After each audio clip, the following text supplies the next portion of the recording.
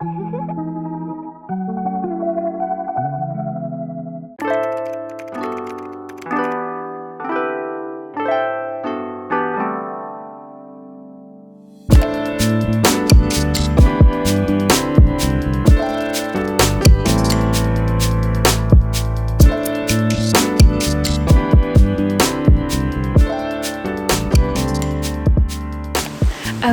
hello guys. As you can hear, I am at the lake this morning. It is 10:12 a.m. I went on a walk this morning with my mom and did a short little mad fit workout and got ready to come here. I kind of needed to come here for myself. I think the Taurus in me was needing some well-needed earth time. I've had a bit of a rough couple days and I just feel like being here, and also just like the walk I took this morning, the sunrise was so pretty. It's kind of like a spiritual regrounding for me, if you will. And I asked you guys on Instagram to send me some questions. There's literal birds chirping. I'm using my phone as a microphone, so hopefully you can still hear me good above the water. I'm literally right next to the wave. The view is absolutely so pretty. The tide is high as well, so it's great. Sit back, relax with a cup of coffee or water, something, I don't know, and enjoy this video.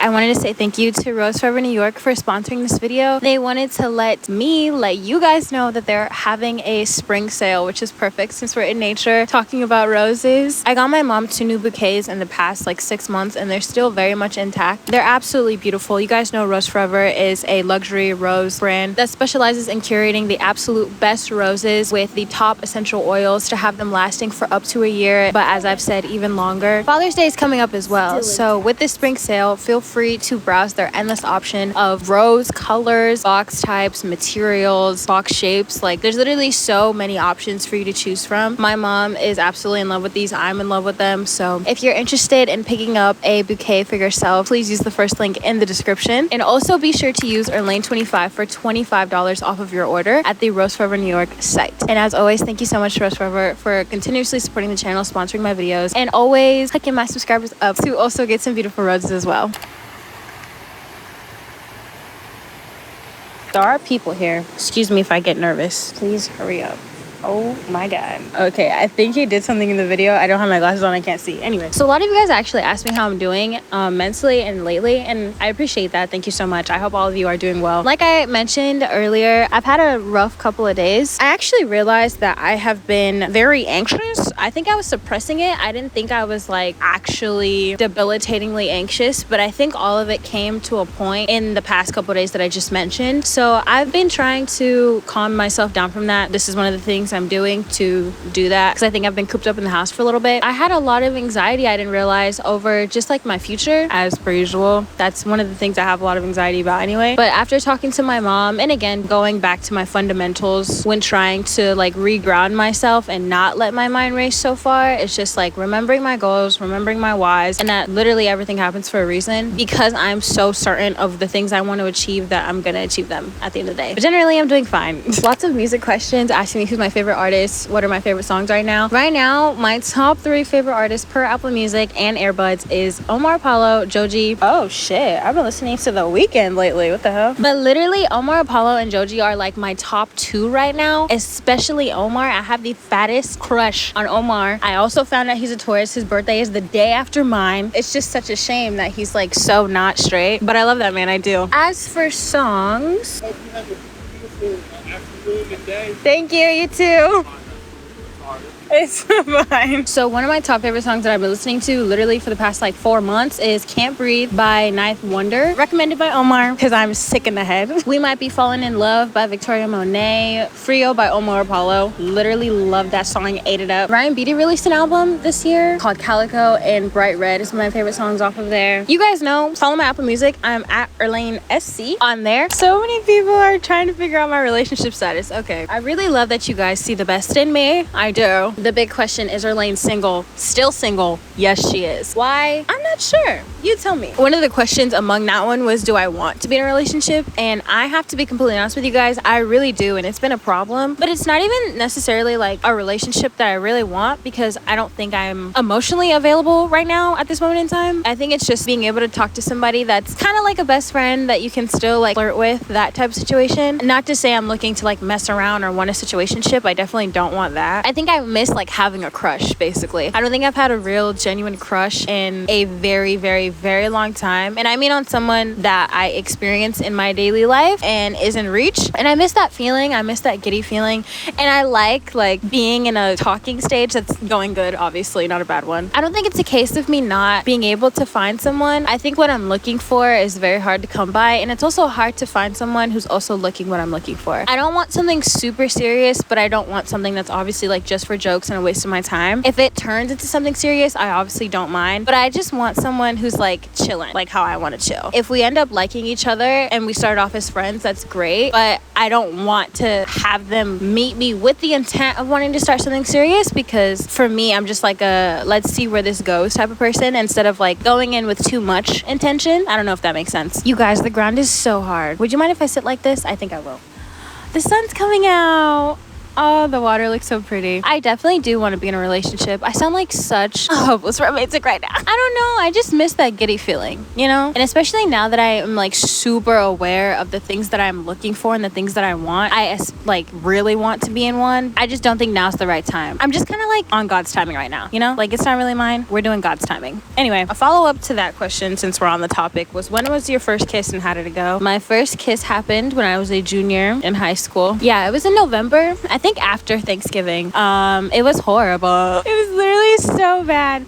At the time, I literally have done nothing up until that point. I thought it was literally the most like magical thing ever. But looking back and like stepping outside of myself, it was literally so bad, which is fine. Like that's no like hate to the person, but I think everyone's first kiss is pretty bad. So at least when you're that young, you know, I think I was like 16. To this day, I still don't consider myself like a master kisser by any means, but I'm definitely better than whatever that was. Wow, you guys really want me to be in a relationship, huh? What are your plans for the near future? Are you scared you may have wasted your 20s? Lots of questions about like my future. Where do you see yourself in 3 years? Thinking about the future, I've noticed, has given me a lot of anxiety, especially now that I'm like beginning into my 20s. I'm 22. It's real scary. Let's just say that. While I am excited for the future, because I know one thing for sure, and that is, one, I'm not going to be broke. 2, I'm not going to be sad and I'll finally be like content with my life. And 3, I'm going to be fulfilled. Those are like my 3 ultimate life goals. Where do I see myself in 3 years? I think number 1 is to be freaking done with nutrition school. That is certainly something. I hopefully will be done sooner than the 3 years, but that's certainly something. Hopefully, fingers crossed, I do think that's gonna happen, is like be moved out into like my apartment. I don't know where I want to live though, because I don't think I'm gonna stay in Georgia. At least I don't think I want to. I need to like travel a little bit to figure out where I want to go first. Definitely past the 100,000 subscriber mark on this channel, so y'all run it up, because I have a lot of ideas. I just am not the best at executing them myself, and I think I've come to the conclusion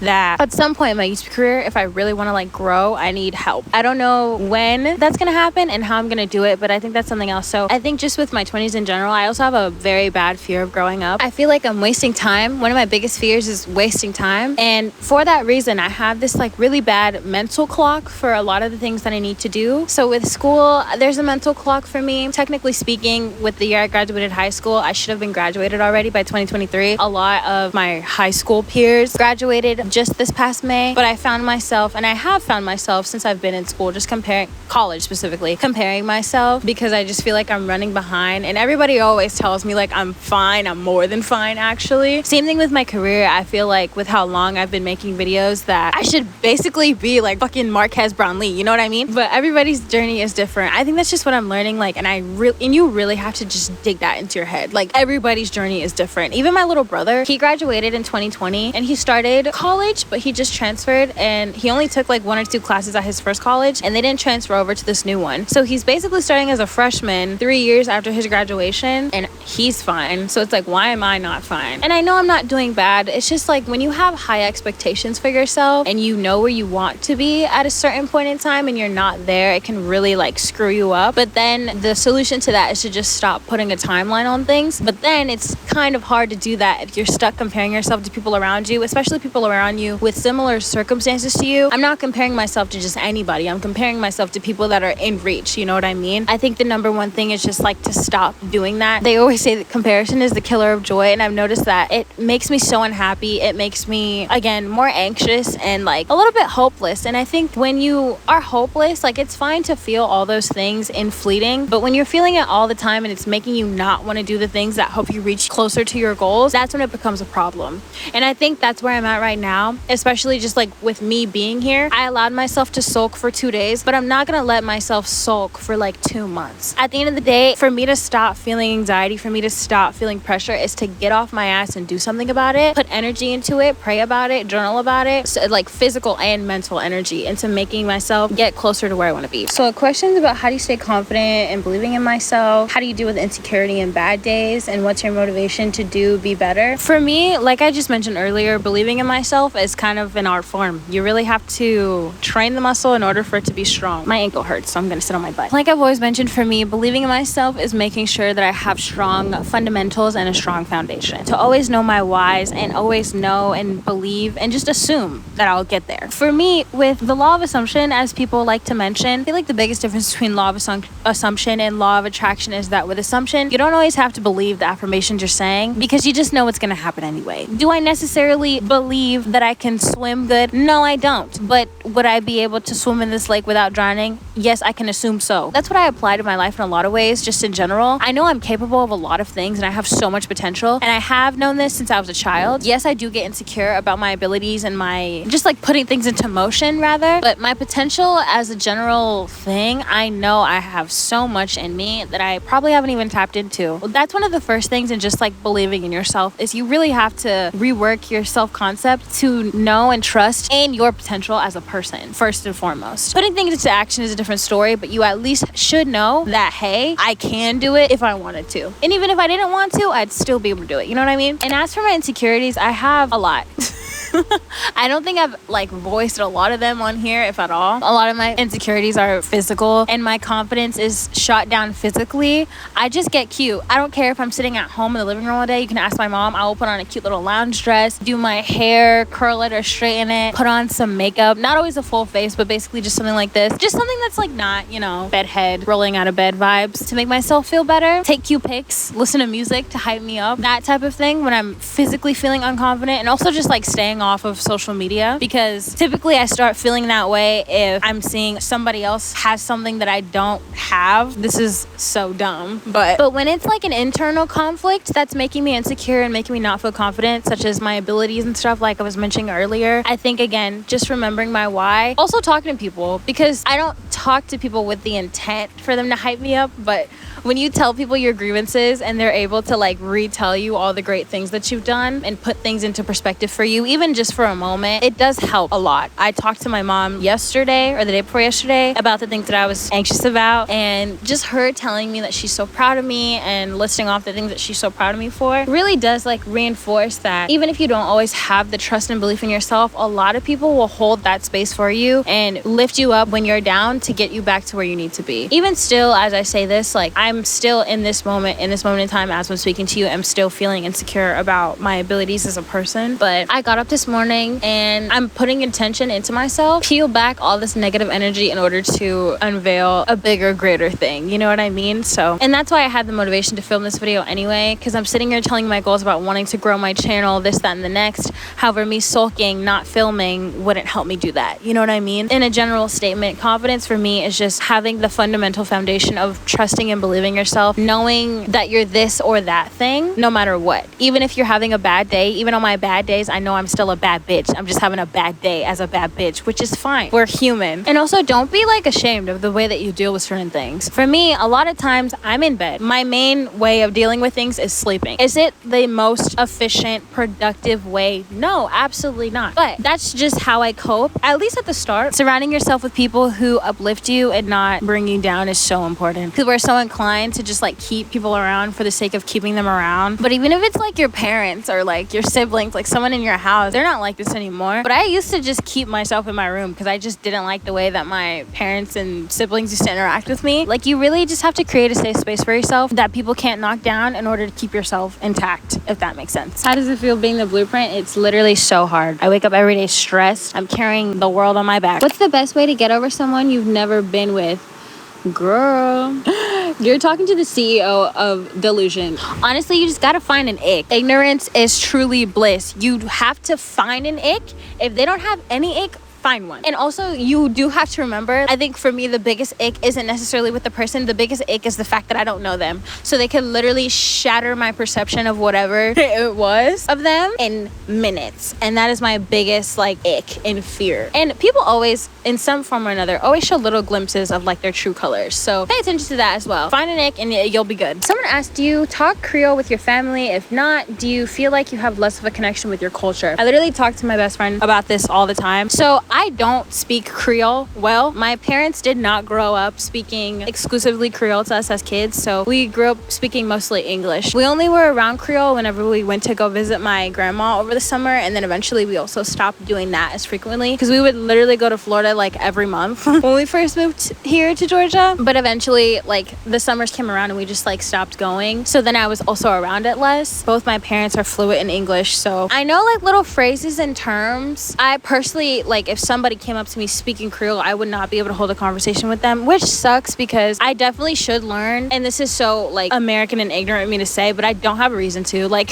no, besides my mom and my dad, like literally nobody of my family is here in Georgia. And my grandma like knows a little bit of English. Is she like super fluent? No. But can we hold a conversation? Yeah. But that's the thing. I can know what somebody's saying to me. I just can't respond back in Creole, which sucks. And it definitely does like affect the way I feel towards like being Haitian, because there's been so many times we would go to like my grandma's friend's house and they would be like, you don't speak Creole, when they would just like full blown talk to us. And it's like, no, like we're like as American gets. I definitely do want to learn, especially because God forbid one day I have children. Like I definitely don't want to lose the language because none of us except like my oldest brother speak it fluently. I think it's honestly my oldest brother, me, and then like everybody else. We only know like main like phrases like makak or like sale, because my mom would just call us that all the time. I feel like it's a problem with a lot of children of immigrant kids though, like when they came here as into America or just any predominantly English speaking country for their children, but they don't speak in the mother tongue and they like speak to you in English, or you're just around English more than you're around whatever your mother tongue is, so you just don't pick up on it. And it's so much harder to learn a language when you've already grown up. If you feel the same way, whether you're Haitian, whether you're Hispanic, whether you're anything, and you don't speak your mother tongue, don't be ashamed. You're not alone. Literally, the rest of us are struggling with you. And honestly, another thing, unpopular opinion, if you don't want to learn the language, no one's forcing you. Don't feel bad. 2 or 3 years ago, I honestly really had no interest in learning it. But now, like, I want to, so I'm going to. But if you don't want to learn it because you just don't have a reason to, I don't see any issue with that personally. Any Haitians watching this video, please don't punch me. I'm just being dead freaking serious. My birthday is the day after Haitian Flag Day. Leave me alone. This is a heavy one, but I'm going to end the video on this. How to stop hating your life. This person who sent this actually sent in a lot of other questions just about like dealing with depression and stuff like that. Disclaimer, I am literally not inclined to tell you how to deal with your mental problems because everybody copes differently, and the way I cope isn't always healthy for you, and the way you cope may not be healthy for somebody else. I had very many phases and incidents where I just like did not want to be here, not in a suicidal way, but I just didn't feel like a purpose to be here. And originally when I saw this question, I was going to be like, okay, find your purpose. When you find a purpose, you'll stop hating your life. But frankly, I think finding a purpose and feeling the need to live for a purpose is a lot of the reason why people are still so stressed, especially young people, about living their life. They feel the need to have a purpose, feel the need to find whatever they need to do. But honestly, for me, I found that just like finding appreciation and contentment and the day by day instead of what could be is a lot more fulfilling than pressuring yourself to just complete this life quest. You know what I mean? Taking it day by day instead of focusing so much on the future or just dwelling so much on the past and what was and what you regretted or whatever is such a waste of time and can really cause you a lot of just like mental turmoil. Frankly, you'll go around in circles with stress and anxiety, and that can make you just fall even deeper into a depression and just to a state that you don't want to be in. So I think we forget the things that we take for granted very often. So always remember where you are right now is where you need to be in this moment instead of focusing on things that are not in your control at this moment in time. anyways, that is the end of this Q&A. I hope it was enjoyable. I hope it got a little bit personal. Like I said, I haven't done these in a while. I want to say thank you again to Rose Forever New York for sponsoring this video, and be sure to use the first link in the description and use code ERLANE25 for $25 off of your order. Get yourself a cute bouquet or get a cuter one for somebody else. If you're new to my channel, what's up? My name is Erlaine St. Cyr. This is a very new setting, but I hope you liked it, and I'd appreciate it if you give this video a thumbs up and subscribe to show that as well. Share it with your friends, whatever. If you want to follow me on anything, I'm at Erlaine St. Cyr on everything. But if not, I also have my card website down below that has my buy me a cup of coffee link, my other social medias that aren't at Erlaine St. Cyr if you want to follow me, and things of that nature. With all that said, I love you guys so much. Please take a minute, take a beat today. You know, go outside, smell the roses, listen to a song, do something that's gonna help you just ground yourself again. And I love you guys so much. I'll see you in the next video. Bye.